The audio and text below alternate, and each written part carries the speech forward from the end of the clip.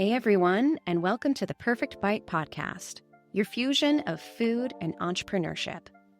You'll hear stories from chefs, restaurateurs, CPG brands, and more from the food and bev industry. All of them are at different points in their journeys, talking about their experiences and how they've cooked up something new. Let's dig in. Welcome back to the Perfect Bite podcast. I'm your host, Sarah Perkins. Today's conversation pairs an incredibly important subject with something we all love and need: food. We know the healing powers of food, both physically and emotionally. This is especially true at Freedom a la carte, a local Columbus café, catering business, and nonprofit supporting survivors of human trafficking through workforce development programming, giving them a chance to stand on their own 2 feet with respect and dignity. I'm honored to speak with today's guest about how she and her team are growing freedom in Central Ohio and beyond. Please welcome CEO of Freedom a la carte, Paula Haines. Hi, Paula.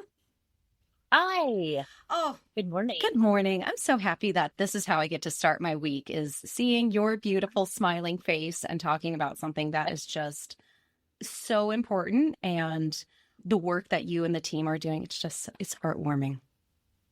Well, thank you. That's so kind. I feel the same way. That's a great way to start the week and get in the frame of mind of why we do what we do, because sometimes it's easy to just get in the daily grind. So this is a gift to me as well. Oh, I'm so glad. Yes, it's really special when you get to speak about something that you're doing in and out all day. And this is what I always wanted this podcast to be, is to show the behind the scenes for business owners and entrepreneurs and food and bev, so that people can say, oh, this is really what's going on. And Freedom is just so unique in its mission and how you all approach things. So I can't wait for us to talk more about it. Awesome.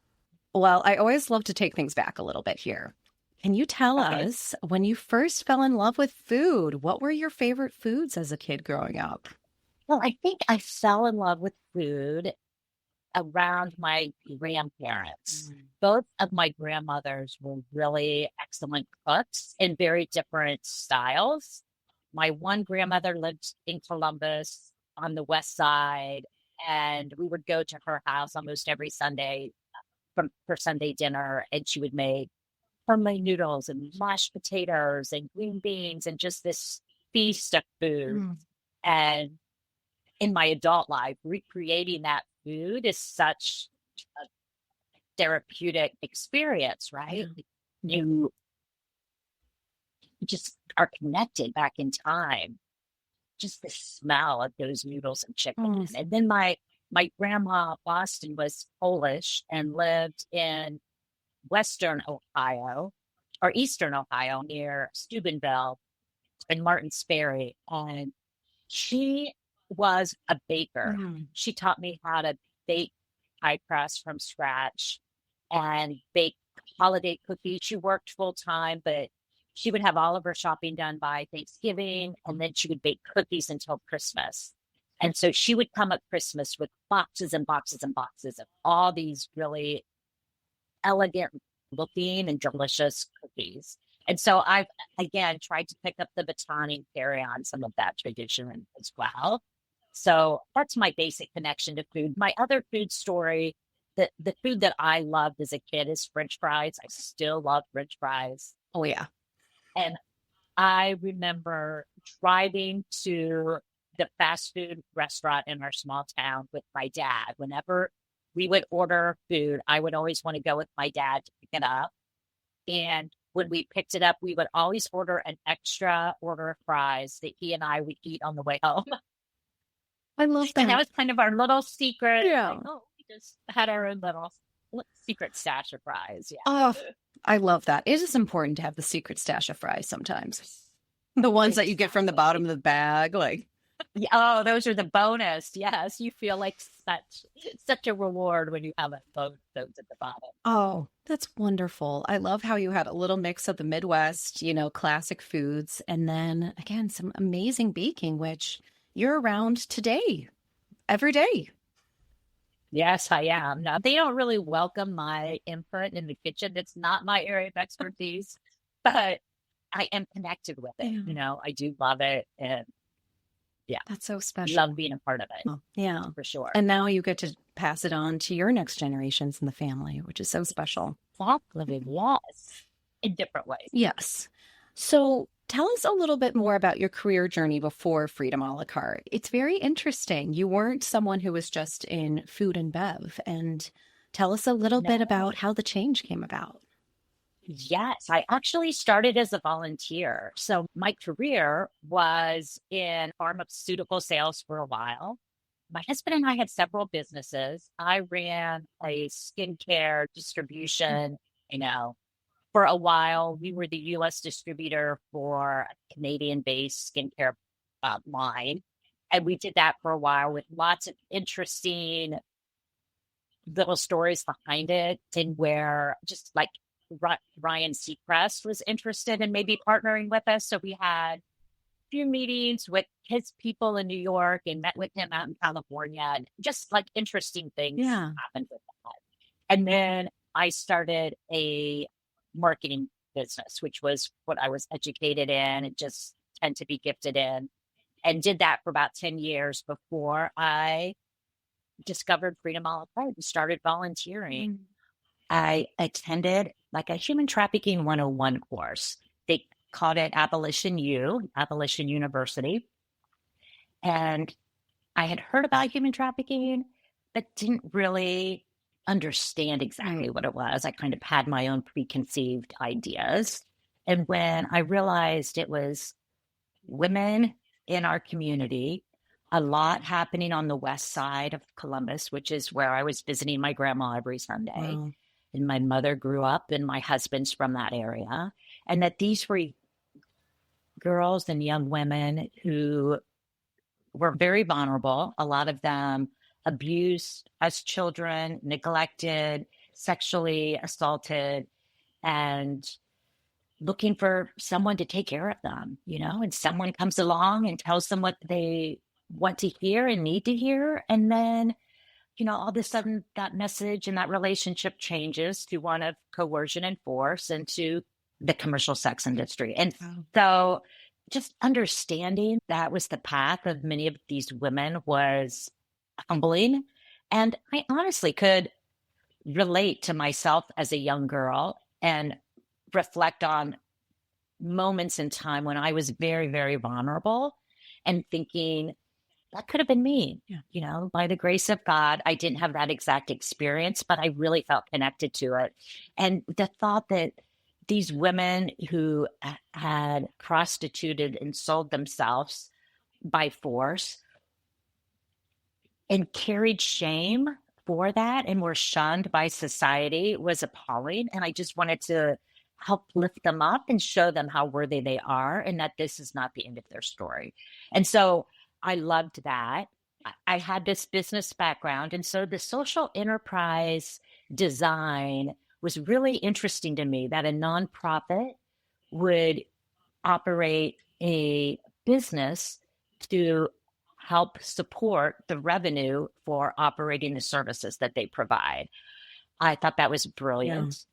And, I love food and loved giving a woman a job so that she can then take care of herself. Let's equip each other and help us. So that was my story of how I got started volunteering, and then actually saw that they needed some funds.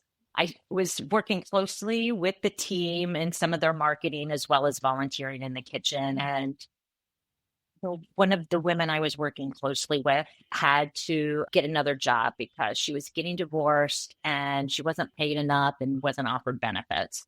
And I said, okay, this should not be how we operate. And so we started Eat Up Columbus. We just pulled people together and chefs in the area, and we started this fundraising annual event that is just an incredible thing that the community has come out and support. And then I was on the board, and we were trying to find the next leader. And in 2016, I said, why don't I step off the board and be the interim director? And within 30 days, my husband said, honey, you should just do this. And I needed that affirmation that I could do it, and also permission to take that risk for our family. And so I jumped on in, and here I am 9 years later. I can't believe it. It's been almost a decade. I love that you do bring an entrepreneurial background to this, even though you didn't technically start Freedom. Do you know what year it was founded?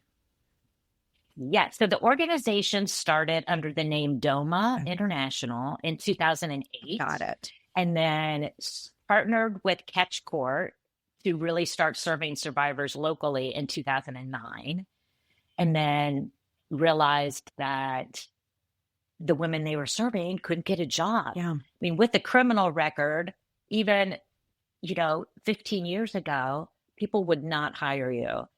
And so that's why the founder said, we need to start a business where we can employ these women. And that's how Freedom a la carte, the social enterprise, started. Amazing. And do you know how food got associated in the beginning?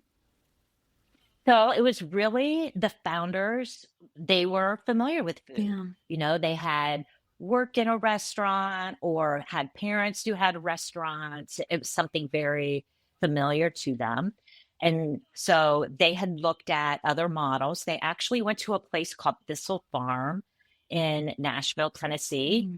And at the time, Thistle Farm was doing candles and lotions. And so they looked at that model. And on the way home, we're like, this is great. We want to do this, but candles, lotions doesn't feel like something we connect with.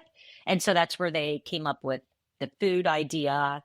And what I've loved is from the beginning, they've really set the standard that this is not just an ordinary food experience. They wanted to make the flavors bold and unique and interesting. And I loved that they set that precedent from the get-go. Absolutely. And it's so fresh. So when you even step into the Freedom a la carte cafe, right as you enter downtown Columbus, it's just bright and airy. And again, very, very fresh food, very fresh ingredients, even in the lattes that you make. I love that Spring Street one that you've got going right now with the strawberry. Yeah. There's thyme. It's very sophisticated. This isn't just, thrown together. There's a lot of thought that's been put behind every item on the menu. Yeah, everything's made from scratch. So our syrups are made from scratch. All of our dressings and sauces that we put on sandwiches, everything is, like you said, fresh, and we make it from scratch. So that, I think, not only gives the customer a good experience, but helps the staff preparing the food to really establish confidence and pride behind what they're doing and delivering, because they've done it all. Like, it's all us. So it's really, really special. Oh, that is so cool. Do you have any, say, farms or specific local, vendors that you work with for the ingredients? We kind of spread the love around, but we have over the years, and it's grown. And now that our volume is higher, it's not as logistically feasible for us to partner with smaller farms because of the demand of product. But back in the day, when I was volunteering, we would get donations from farms. And I remember they got a donation of lettuce, and it came in great big garbage bags. And myself and Diane Williams and Gay Armentrout, who are also still volunteering to this day, we all took some home, and you had to wash it out, and lettuce is hard to wash. Yeah. I mean, it gets so gritty, and then you have to dry it. Yep. And so, we tell stories of how we all had lettuce all over our houses trying to dry the lettuce out. That was early days. That was back then. Yeah. Don't worry. We're good now. But that is true. That is still the grit that I love seeing in early stage and small businesses. Is there's a lot of physical work that you have to do, more than you think. And there's, again, the moments where you're at home doing something. Again, I'm someone who's had millions of packages in my house and boxes, and you're like, this is the warehouse. Yes. It's what you do, whatever it takes, right? You have to have that mentality. Absolutely. And now, again, you've grown the business and the enterprise so much so that, again, you've got the proper facilities for everything. But Yes, and they don't let me in the kitchen too much. So you can understand why now that I told you that story. I mean, everyone needs an official taste tester. So I hope you're just Yes, tapping in and to I'm be good like, at that. Yeah. Yeah. that would be my job. I'd be like, what are we making today? So, how are you reaching folks who would be a good fit for the programming and the workforce development offerings that you have here? Do people feel comfortable approaching you all at this point, knowing what Mhm. Freedom a la carte is? You're almost 20 years established in this community. Essentially, walk us through the journey of how someone gets started and then the different types of offerings they can work with you all.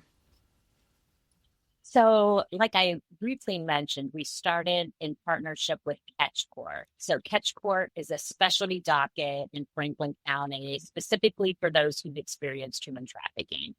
And it's a 2-year probationary program. So, someone opts into the program, they are released from jail, but they have to go to treatment, adhere to that program, and then attend Catch Court programming once a week. And we provide lunch each week for the programming. We provide peer support and mentoring. And for a long time, that is how we had referrals to our workforce development program was from Catch Court. And over the years, Catch has grown and people have graduated. And another program that we then added was what we call the butterfly program. Another thing I love about Freedom a la carte is how it's grown very organically over the years by really building relationships with survivors and understanding their needs and listening to their needs and seeing where there was gaps in service. And another one of those gaps, in addition to not being able to get a job and then starting the social enterprise, we saw that women were graduating these amazing programs and then relapsing or really having some struggles of life. The trauma is so complex and severe, and the barriers are so numerous. You don't overcome that in 2 years or 3 years. It really takes a lifetime.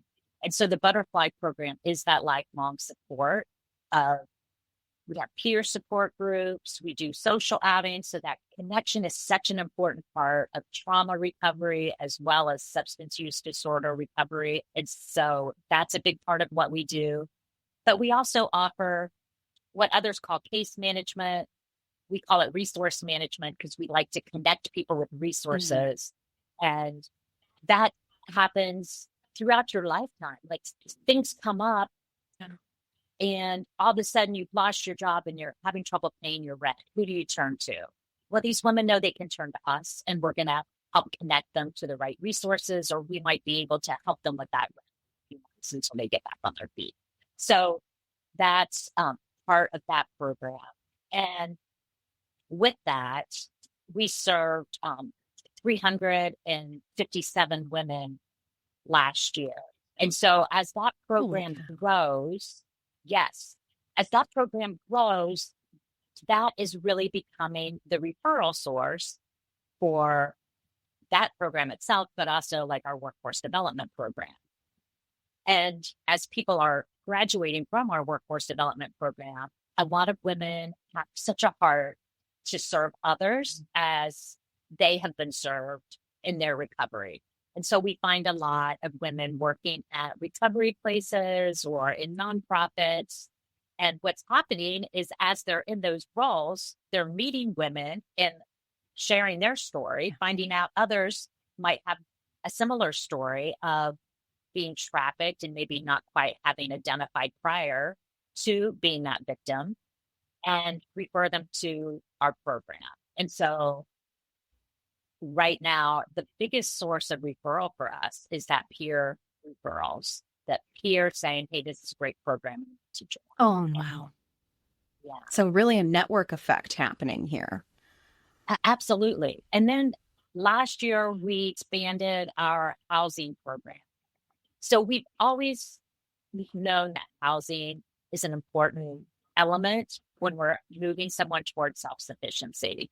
So at the root of what we are doing at Freedom a la carte is really helping survivors to become self-sufficient. And so with that, obviously jobs and housing are at the foundation.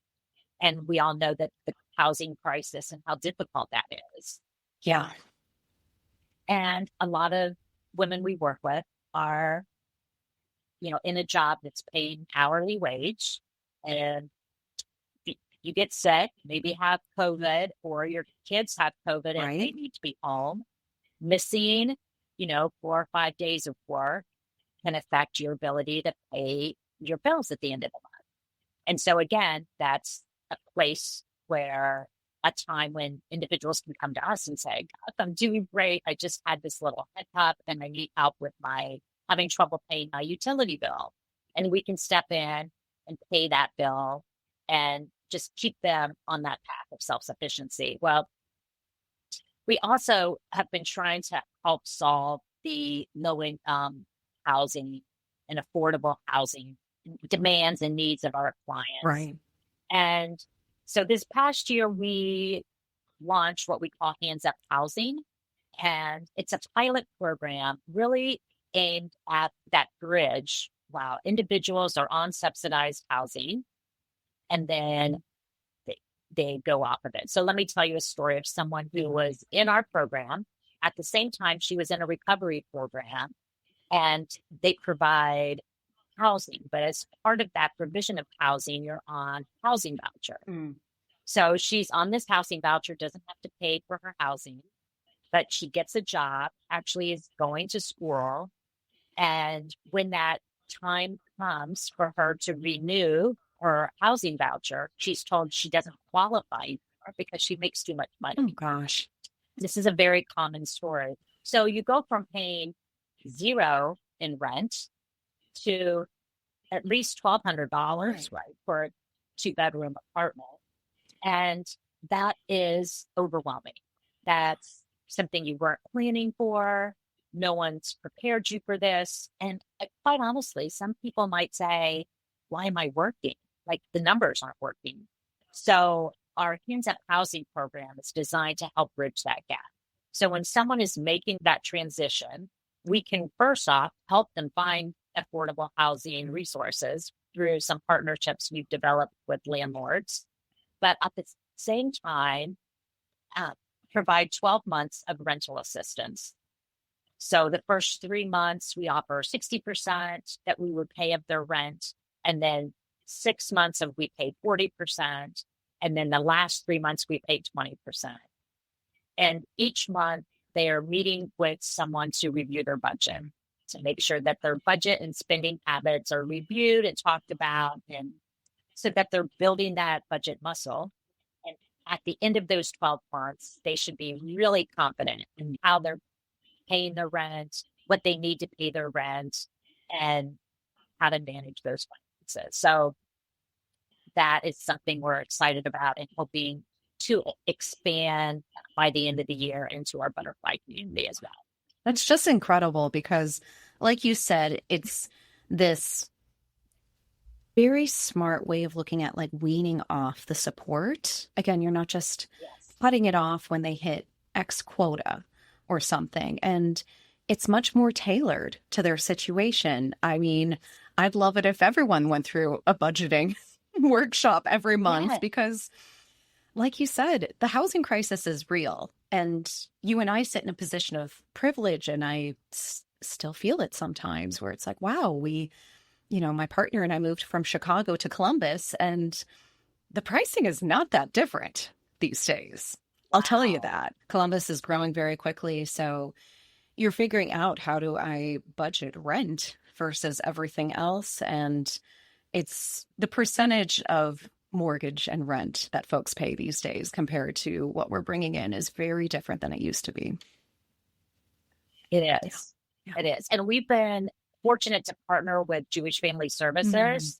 It provides individual one-on-one financial coaching. And so instead of us doing that internally, we will now be able to partner with them. So someone else is diving into that really personal, can sometimes feel invasive part of your life. And so I'm excited to have that partnership and work together on that. That is so great. And it sounds like every bit along the way with the workforce programming, with the butterfly programming, with now the housing programming that you're providing, you're doing it with a lot of care because, as you said, this is a person who's gone through one of the most horrific things that a person could do to another human being. And that makes me very emotional to even think about that and to talk about this. And I think it's so important that we talk about this. This is not an issue that I think a lot of people realize is happening right under their noses. That you're passing folks on the street who have either experienced this or are experiencing this in the moment. And that there might be a lot of stigma and stereotypes of who this person could be. And it's not just individuals that you see walking on the streets. So much of it now with online access is happening online and then behind closed doors. There's so much happening on college campuses to coerce young girls into this commercial sex lifestyle. And we've got to talk about it, and we've got to make some changes, and we need to hold people accountable who can continue down this path. It's happened in our society for hundreds of years, and it's time to stop. Yeah. And like you said, this is forced. This is not someone choosing, sex work. And I think that difference is very important too. Well, I think the distinction there is that when we think of force and coercion, we often think of like physical force, and you think of people in handcuffs and chains and being thrown into a van. And what's happening is it's more manipulative coercion, where someone is kind of removed from their support system.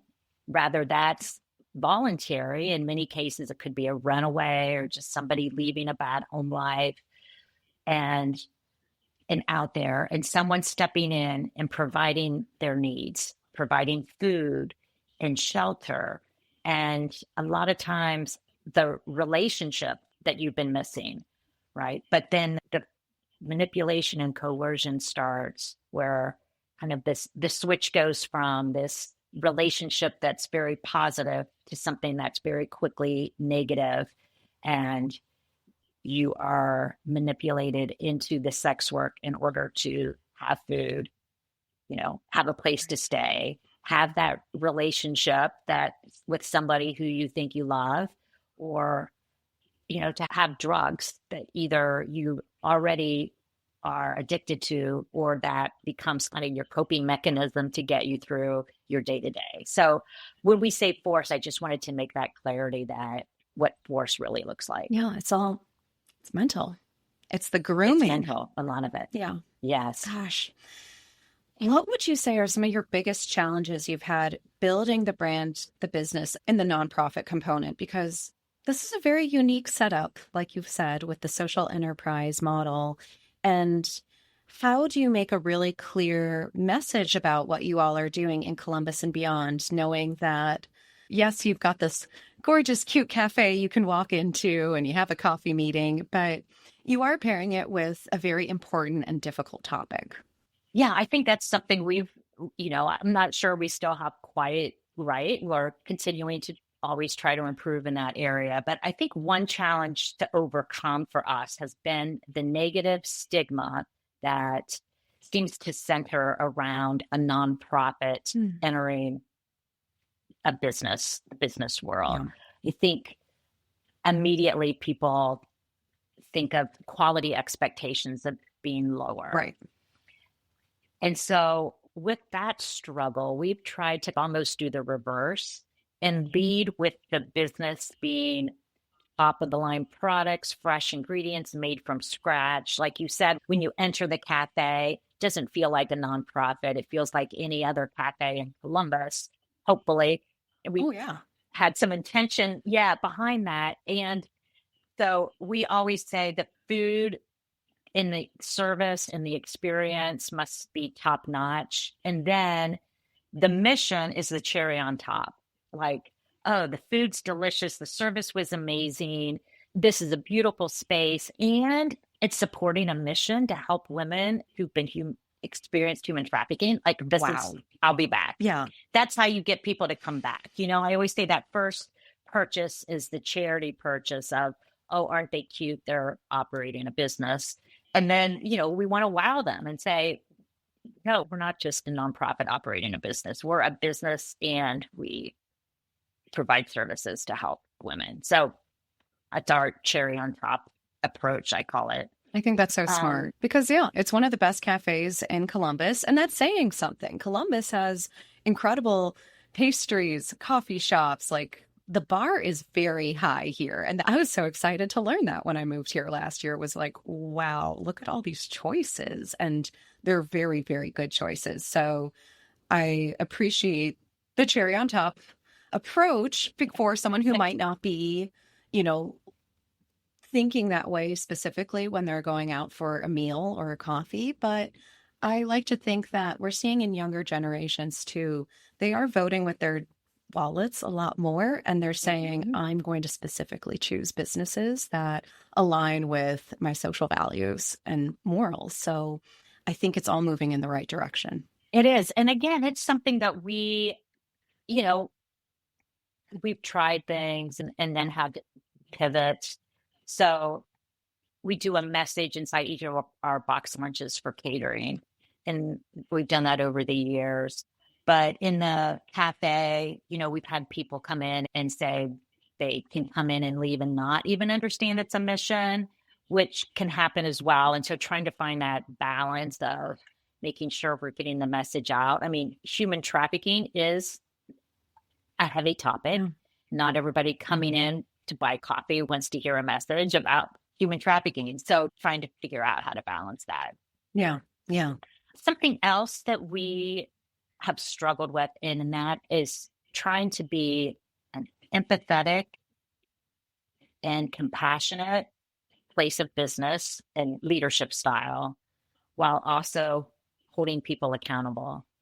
Because sometimes when you try to hold someone accountable, it feels like you're not being passionate because you do understand their situation.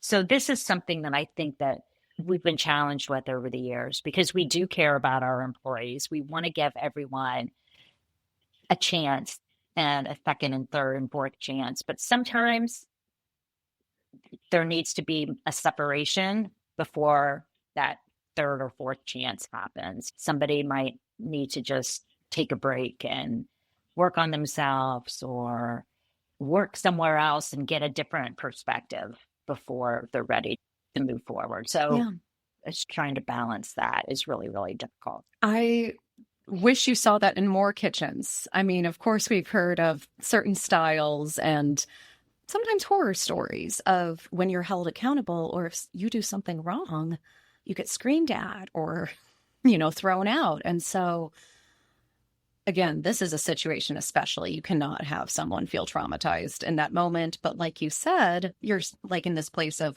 well, we have to teach responsibility and this next level of, if you're going to be the next level of yourself, you got to have some constructive criticism involved as well.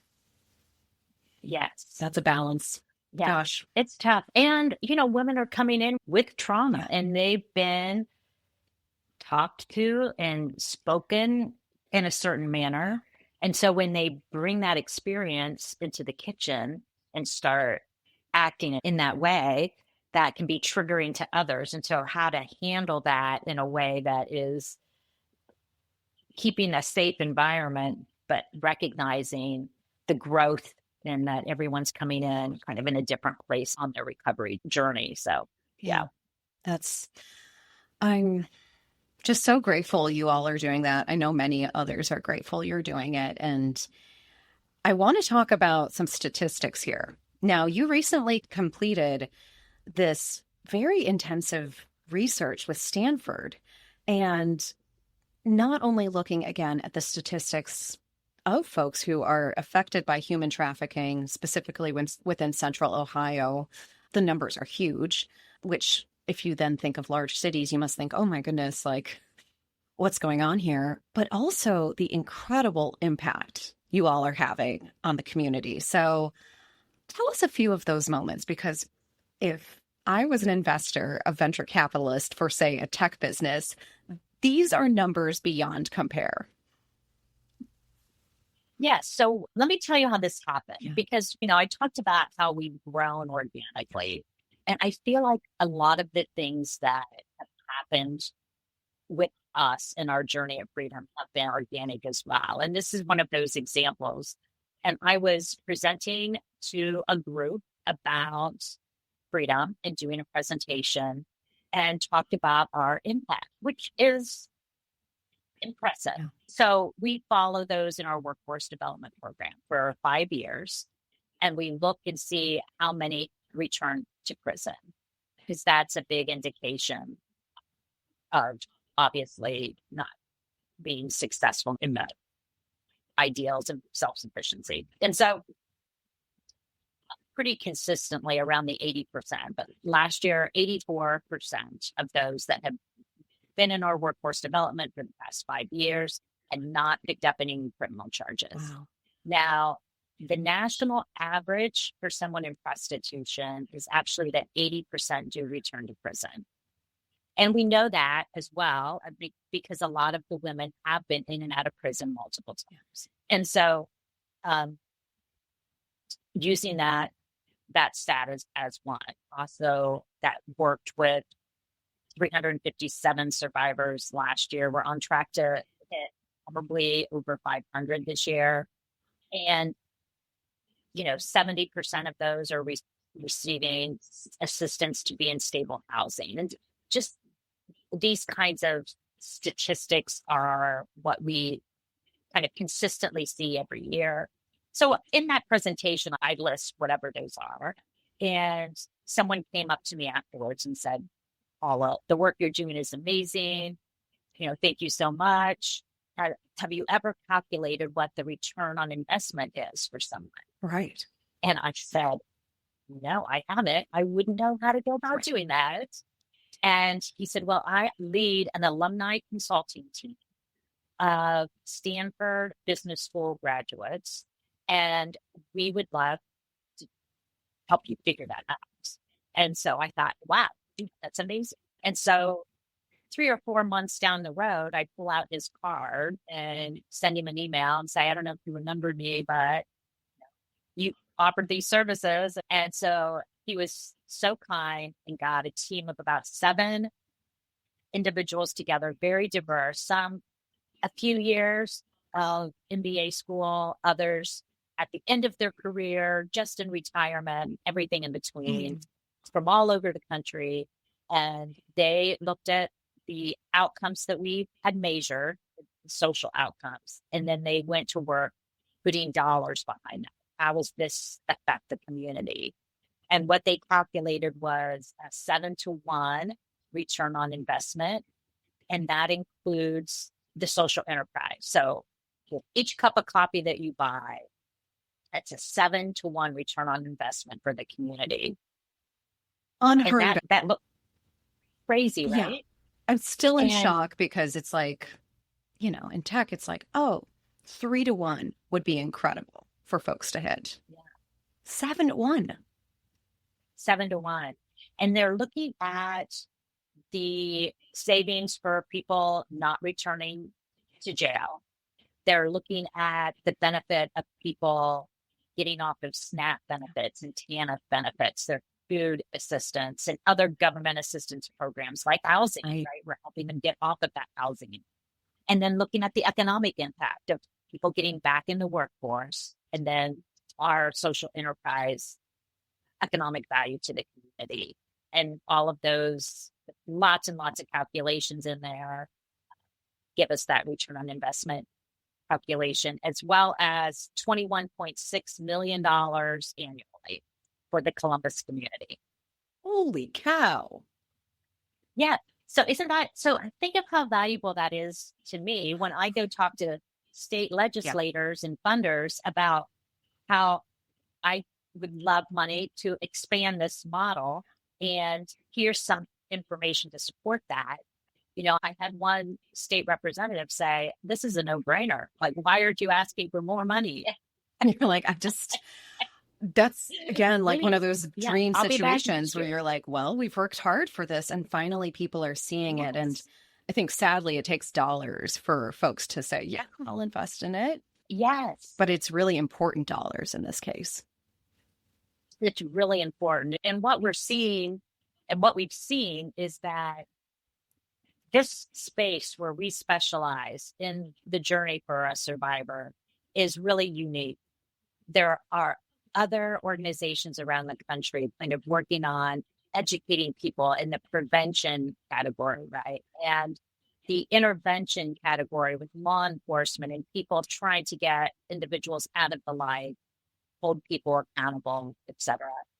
Then we have short-term programs like the specialty dockets, the treatment facilities, and homes and programs specifically for human trafficking survivors. But again, those programs have a start date and an end date. And so where we specialize is beyond that, right? Workforce development, stabilized housing, independent housing, and that connection and community for long-term support. And we're not seeing that that's available in other markets. So when we talk about what we do, other cities say, we need you here. We need you here. Yeah.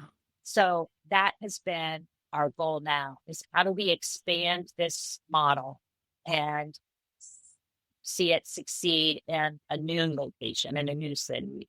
And that's what the funding ask has been this past year, is to replicate this within Ohio. My goodness. And I can't wait for it to happen soon. So it sounds like it's been very positive support in terms of local and state government when you've presented the idea. Yes. Now, people love the concept. People want to help. Budgets right now, it's a crazy world. Lots of uncertainty, especially when it comes to government funding, and which then carries over to private funders, because so many are losing government funding or uncertain in their government funding, that private funders are being asked to step in and fill the gaps. And so expansion is not really what people want to support right now. So we're waiting for the timing to be just right. That it needs to be right for all of us. So we're waiting for see where everything lands, Right. Where the dice go these days, because that was one of my biggest questions for you, was like, how are you approaching the challenges? What's happening in the climate? I mean, again, not only from a nonprofit perspective and so much funding getting cut, but again, there are a lot of policies and a lot of things happening right now that specifically are targeting food and bev, agriculture, hospitality in large numbers. So what's your piece of advice for anyone who's also going through this right now to just put the armor on and keep going? Yeah. So one thing I think that's been to our favor is our model. Yeah. So our social enterprise generates 57% of our total revenue. Wow. So that message, that helps us to be sustainable. So when we lose a grant, whether it's from the government or a private funder, it's not as scary for us. We feel a little more confident and be able to replace that money with another.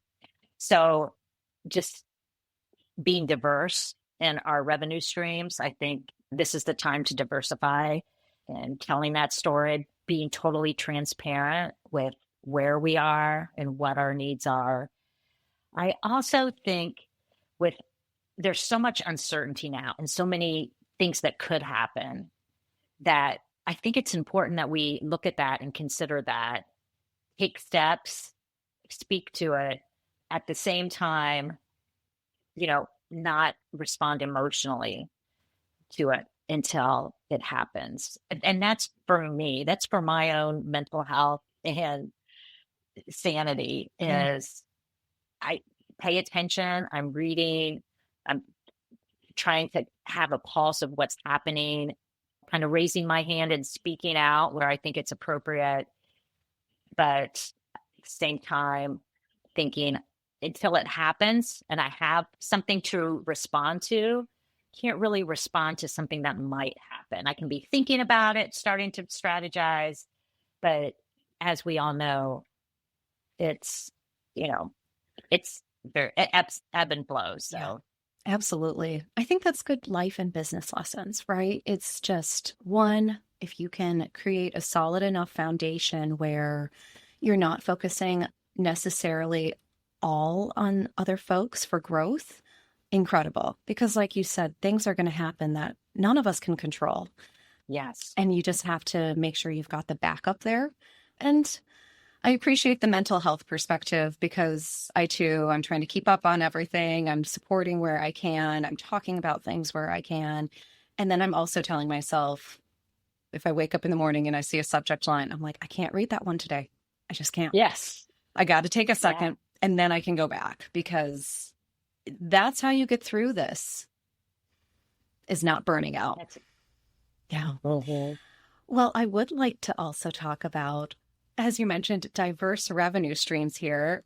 Very special event that actually brought you and I together. So at the end of July 2025 here will be Eat of Columbus. As you mentioned, this is an incredible fundraising event. I've come on board as a volunteer for marketing just to help spread the word. And you have been so lucky to work with family as well on this. Past podcast guest, BJ Lieberman, has come on board to help put together a gorgeous meal with some guest chefs this year. So how about you tell us a little bit about the event, how it's evolved, and what we're looking forward to this year? Yes. So as I mentioned earlier, this was something that we started back in 2014 with a group of volunteers trying to raise money for this cause that we were all passionate about. And we call it Eat Up Columbus because back in those early days, Freedom used to host underground supper clubs as small fundraising events. And my husband and I actually attended one. It was at the YMCA. And you walk in and they had, little cocktails that they would hand you. And there were maybe 20 of us all together at a big long table. And so you would be sitting down with people you didn't know, enjoying a meal served by Freedom, and then leaving as friends, all united over this passion for this organization, but finding other commonalities throughout the evening. And so we thought, how can we take this event idea and scale it so that we can use it as an annual fundraiser? We had partnered with some chefs. The original idea was to do a chef competition when competition shows were really popular. And this local chef said, why don't we collaborate? Chefs are always competing, collaboration, and that fits more in line with who we are as an organization. So it was very much collaboration in itself, of coming together with different ideas to form. And then it actually did reflect back on those Eat Up supper clubs from the earlier days. And so we did that until 2020. And then during COVID, our event had to go virtual. And then from there, the restaurant and chefs were always so generous to us. It didn't feel right to ask them at that time when restaurants were just struggling to keep doors open and get customers in, to support our event. And so we took a pivot and did some outdoor dining experiences, not as focused on food, but more on the people. And we did that around the city for a few years. And now this year, we're returning back to that original sit-down dinner format with BJ leading the team. Again, kind of coming to my rescue. He has a history of doing for me over the years. And so he's assembled just an amazing team of chefs from around Ohio. And I think they have really personalized it this year. And this was something the chefs came up with, was how can we make each course connected to a survivor, right? So they asked the survivors in our program about their food memories and what foods they remembered or enjoyed. And the chefs are using those stories as inspiration for the different courses. And it's just brilliant. Yeah. So we're actually, thanks to your amazing marketing, we are sold out of the event. So, which is incredible, more than a month ahead, we are totally sold out, but it's going to be just an exciting room filled with love and passion. And I can't wait to be there. Me too. Yeah. Thank you again for allowing me to join just the volunteer team to help spread the word. Again, I can't believe 11 years ago, it went from 20 folks to 400. Yeah. 400 of us are going to sit down for a 5-course meal from multiple award-winning chefs. Like, wow. Yeah. A really special evening. And again, for the most amazing cause. And each dish has that real connection to the survivors. So I can't wait for the chefs to share. This is going to be really, really cool.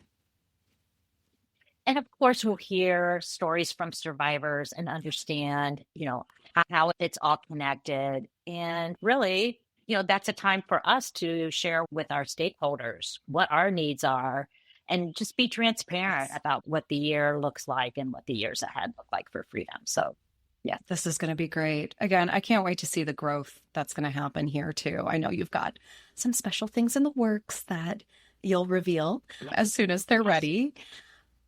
As we finish up here, I want to ask you a few questions before we get to the world's best and hardest question. What are you most proud of? How do you want to continue to grow? And what do you feel is next in the journey for freedom? Oh, my goodness. What am I most proud of? I think the personal growth of the team. I was expecting to see the personal growth of those that we serve, because that's what we're concentrated on, right? So we're really centered on how do we help people that have experienced sex trafficking grow and develop. But what I wasn't expecting is the growth and development of those around us, like myself and the whole team, just watching people grow and change, and volunteers, board members, partners, like all of us, like learning this and trying new things together. That is what I'm most proud of. What do you see is next? How do you want to grow? So I think I alluded to it, and that is, can we take this model that we've built in Columbus and replicate it in new markets? I think we can, and we're working really hard on doing all the preliminary work to get that done. So hopefully in the next less than 12 months, we'll be announcing where and when that might happen. And then seeing that growth across the country. We have a 10-year vision, and I honestly think it's not going to take us 10 years. So like I said, last year we served 357, and we established a 10-year goal of reaching 2,000 survivors annually. And this year, our growth has been so phenomenal. We think we're going to hit 500 or more. And so I think getting to 2,000 might happen pretty soon, sooner than we think. Yeah. But that's, like I said, this model is fairly new in this long-term support. And so I see that growing. And then also I see us being a little more vocal for survivors in the anti-human trafficking movement, and really starting to take some leadership steps there. So I'm excited about that, getting more confidence in sharing it and taking a stand and educating people. I see more of that coming as well. Oh, you've made me emotional a number of times throughout this podcast. I've had to keep it together. And I'm just, so again, thank you for everything you're doing and that you and the team are doing. Well, thank you. We can't do this in silos. Yeah. It takes everybody together. And so I just feel privileged to be able to bring people together and work together, because we're doing it together. Yeah, absolutely. So what advice would you give someone who does want to start a business or a nonprofit of their own? You've done this a couple of times now, whether it's in the food and bev space or beyond. So I think that if you're going to start something new, it needs to be rooted in passion. Starting something from scratch is not easy. And passion is what will take you through the hard and difficult times. Like you said, you've got boxes piled up around your house. You've got lettuce spread out across your living room. It has to start with passion. I reflect back on I mentioned briefly a skincare distribution that we had. And that business was okay, but I was not passionate about it. I honestly was embarrassed because I thought skincare was kind of superficial and I didn't really feel it. But it was an opportunity that came my way that I thought was a really great opportunity. And so I took it. And I learned a lot, which is an important part of growth too. Yeah. But I wasn't passionate about it. And that's where I think the passion is necessary. And then I also think you have to have a purpose. There has to be a why behind what you're doing. Like, are you filling a gap? What makes whatever you're doing unique and different? There has to be something that stands behind you. And then that kind of serves as your compass to help direct your decision making. And we've learned that at Freedom over the years. Sometimes we've made decisions that have deviated from where our focus is. And, you get it down the road and you realize, wait, we need to kind of course correct here, and you get on track. But you really have to be focused on that core mission. And then I think from there, then you can start sharing it and telling the story about your why and talking to people that share that passion and understand your purpose so they can become your donors or your partners or your customers and really rally behind you. And I think that's the foundation for anything that we do new. So, yeah, if you don't have your own passion and purpose behind it, who else is going to believe in you? It's pretty obvious when you don't. So it's obvious. Yeah. Thank you. All right, Paula, here we are. Last question of our chat today. World's best and hardest question, because it's so hard to choose just one. But as a reminder for folks, this is called the perfect bite, since we do a bit of a perfect bite of the food and bev industry and its value chain here. And because all of us have our own perfect bite. Like you mentioned earlier, recipes from childhood or a special vacation you went on, and just a bite that was so special and unique to you, you'll never forget it. So, Paula, what is your perfect bite? So my perfect bite is tiramisu. Oh, yeah. I absolutely love a good tiramisu. And it's like my husband's term of endearment to me is to bring me a tiramisu. And let me tell you, Metzi's, which is BJ's new restaurant, it is my new favorite tiramisu. It is amazing. So that when I took a bite of his tiramisu a couple of weeks ago, I was like, okay, this is it. This is my new fave. Oh, it's just so complex too, and full of goodness. Yes. And it has that coffee and cream connection that is just so lovely. The sponge cake needs to be really soaked in espresso to where it's not dry. Right? I think that's where people, if it's a dry tiramisu, I'm not in for it. Yep. But yeah, I grew up, back in the 80s with my dad making coffee ice cream in the backyard when they old-fashioned coffee makers. And so I've always had this love for that coffee flavor and things. And so I think that leads to my tiramisu. Oh, it all comes together. And it feels like a nice metaphor for everything you're doing with Freedom. Is there's so many layers to it. And when it comes together, it's the perfect bite. Well, Paula, this has been incredible. Can you let folks know where they can find you? So the Freedom a la carte location, website, as well as social accounts. The Freedom a la carte website is freedomalacarte.org. So Freedom a la carte is spelled Freedom, ALACART.org. There is no E on the end of cart because it started as an actual food cart. So that's important to know when you're looking us up on, and then it's at Freedom a la carte for our Instagram and our LinkedIn and our Facebook as well. Amazing. And then folks can come to the location in downtown Columbus as well as order catering through you all.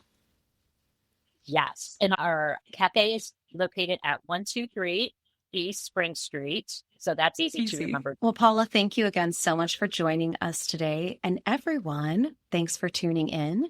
This was Paula Haines' Perfect Bite. Thanks for tuning in to The Perfect Bite today. You can listen to future episodes on Apple Podcasts, Spotify, and anywhere else you listen to podcasts. Thanks in advance for subscribing, rating, and reviewing. You can follow The Perfect Bite on social media at Perfect Bite Pod. Now go get something good to eat.